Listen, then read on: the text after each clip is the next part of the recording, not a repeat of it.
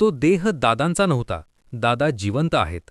अखेर त्या रहस्यमय विमानाचा ब्लॅक बॉक्स उघडला आणि एका अशा सत्याचा उलगडा झाला ज्यानं संपूर्ण महाराष्ट्राला हादरून सोडलं आहे. 28 जानेवारीचा तो दिवस. सह्याद्रीच्या कुशीत एका विमानाचा रहस्यमय शेवट झाला आणि बातमी आली की महाराष्ट्राचं एक वादळी नेतृत्व आपल्यातून निघून गेलं. पण आज तब्बल 10 दिवसांनंतर या प्रकरणात एक असा धक्कादायक वळण आलं आहे ज्याची कोणी कल्पनाही केली नव्हती. विमानाचा ब्लॅक बॉक्स उघडला असून त्यातील 6व्या प्रवाशाचं गुपित आता चव्हाट्यावर आले आहे. सूत्रांकडून मिळालेल्या माहितीनुसार बारामतीच्या गल्लीबोळात आणि राजकीय वर्तुळात आता एकच दबक्या आवाजात चर्चा सुरू आहे की दादा पुन्हा परतणार? त्यांना कुठेतरी सुरक्षित स्थानी ठेवण्यात आलं होतं का? ते लवकरच एखादी मोठी पत्रकार परिषद घेणार का? अशा प्रश्नांनी नियतीचा खेळ म्हणावा की काळाचा अघोरी घाला. एका अशा नेतृत्वाची एक्झिट ज्याने राजकारणाची समीकरणे दशकानुदशके आपल्या हाती ठेवली होती. पण हे केवळ एक दुर्दैवी वळण आहे की त्यामागे पडद्याआड काही वेगळ्याच घडामोडी घडत आहेत. आज महाराष्ट्र एका अशा उंबरठ्यावर उभा आहे जिथे तर्कवितर्कांना ऊत आलाय.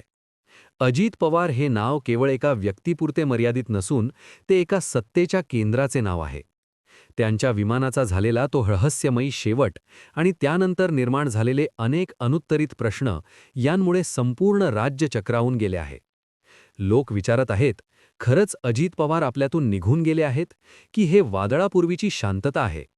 अशा अनेक थिअरीज, धक्कादायक दावे आणि सरकारी शांतता यांच्या भोवऱ्यात अडकलेल्या या प्रकरणाचा थरार आपण आज अनुभवणार आहोत. हा केवळ एका अपघाताचा अहवाल नाही, तर सत्तेच्या वर्तुळातील त्या 6व्या व्यक्तीच्या अस्तित्वाचा आणि ब्लॅक बॉक्समध्ये दडलेल्या सत्याचा शोध आहे. महाराष्ट्राच्या राजकारणातील एक दिग्गज व्यक्तिमत्व आणि अचानक घडलेला तो काळाचा घाला, ही घटना घडल्यापासून प्रत्येक क्षण नवनवीन माहिती समोर आणत आहे. राजकारणात आजवर अनेक चढ उतार पाहिले गेले.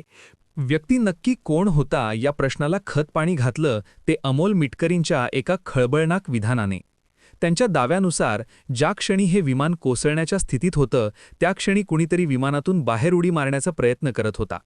गोजूबाबीच्या माजी सरपंचांनी सुद्धा असाच काहीसा दावा केल्याने या प्रकरणातील गुंता अधिकच वाढला आहे. तपास यंत्रणांच्या मते हा प्रकार कमी दृश्यमानतेमुळे म्हणजेच व्हिजिबिलिटीमुळे घडला असावा. पायलटने लँडिंगचा पहिला प्रयत्न अयशस्वी झाल्यानंतर दुसऱ्यांदा धावपट्टीकडे झेप घेतली, पण अवघ्या 100 मीटर अंतरावर असताना विमान कोसळले. मात्र घटनास्थळाचे जे सीसीटीव्ही फुटेज समोर आले आहे ते काही वेगळीच कथा सांगत आहे. फुटेजमध्ये विमान स्पष्टपणे आकाशात घिरट्या घालताना दिसत आहे. तिथे धुक्याचा लवलेशही जाणवत नाही. मग तांत्रिक बिघाड की यंत्रणेशी केलेली छेडछाड या शंकेने आता जोर धरलाय. अजित पवारांची ओळख नक्की कशी पटली याबाबतही 2 वेगवेगळे प्रवाह समोर येत आहेत.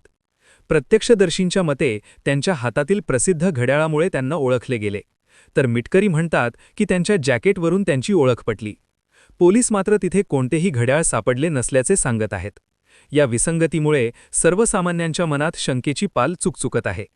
दुसरीकडे वेळेचे गणित तर अधिकच गोंधळात टाकणारे आहे. माजी मंत्री राजेश टोपे म्हणतात की त्यांना सकाळी 7:30 वाजता ममता बॅनर्जी यांनी थेट घातपाताची शक्यता वर्तवून खळबळ उडवून दिली. मात्र त्याचवेळी शरद पवारांनी तातडीने प्रसारमाध्यमांसमोर येऊन हे केवळ एक अपघाती निधन आहे, यात राजकारण आणू नये असे विधान केले. राजकीय वर्तुळात चर्चा अशी आहे की पवारांनी चौकशी पूर्ण होण्याआधीच इतकी घाई का केली. दुसरीकडे अजित पवारांच्या कुटुंबातील सदस्य जय पवार, पार्थ पवार किंवा सुनेत्रा पवार या संपूर्ण प्रकरणावर मौन बाळगून आहेत. हे मौन दुःखाचे आहे की दबावाचे, असा प्रश्न सोशल मीडियावर चर्चेला जात आहे. सर्वात महत्त्वाचा आणि धक्कादायक मुद्दा म्हणजे आगामी 12 जानेवारी. सूत्रांकडून मिळालेल्या माहितीनुसार या तारखेला पक्षाच्या विलिनीकरणाची महत्त्वाची प्रक्रिया पार पडणार होती. असे बोलले जात आहे की काही बड्या नेत्यांना हे विलिनीकरण मान्य नव्हते. मग या 8-10 दिवसांच्या अंतरात हे कठोर पाऊल उचलले गेले का, की ही केवळ एक नैसर्गिक आपत्ती होती? प्रफुल्ल पटेल, सुनील तटकरे, छगन भुजबळ यांसारख्या ज्येष्ठ नेत्यांच्या देहबोलीकडेही आता बारकाईने पाहिले जात आहे. रहस्यांचा उलगडा आपल्या खास शैलीत केला असता, पण सध्या तरी ही केवळ एक अकस्मात एक्झिट नसून महाराष्ट्राच्या राजकीय इतिहासातील सर्वात मोठे रहस्य बनले आहे. ब्लॅक बॉक्स जेव्हा उघडेल तेव्हाच स्पष्ट होईल की तो खरोखर काळाचा महिमा होता की सत्तेच्या सारीपाटावर रचलेला एखादा सापळा. तोपर्यंत या रहस्याचा धूर असाच वळण घेत राहील. प्रेक्षकांनो, तुम्ही हा रिपोर्ट पाहिलात, पण एक विचार करा, सध्या जे दिसतं आहे ते खरंच खरं आहे का, की याच्या मागे काही दडलं असू शकतं? आम्ही या व्हिडिओमध्ये मांडलेली प्रत्येक बाब ही केवळ सूत्राच्या माहितीवर आणि सोशल मीडियावर सुरू असणाऱ्या चर्चांवर आधारित केवळ एक शक्यता आहे. आमचा उद्देश कोणाच्याही भावना दुखवणं किंवा अफवा पसरवणं अजिबात नाही, तर तुमच्या मनातले प्रश्न मांडणं हाच एकमेव आमचा उद्देश आहे.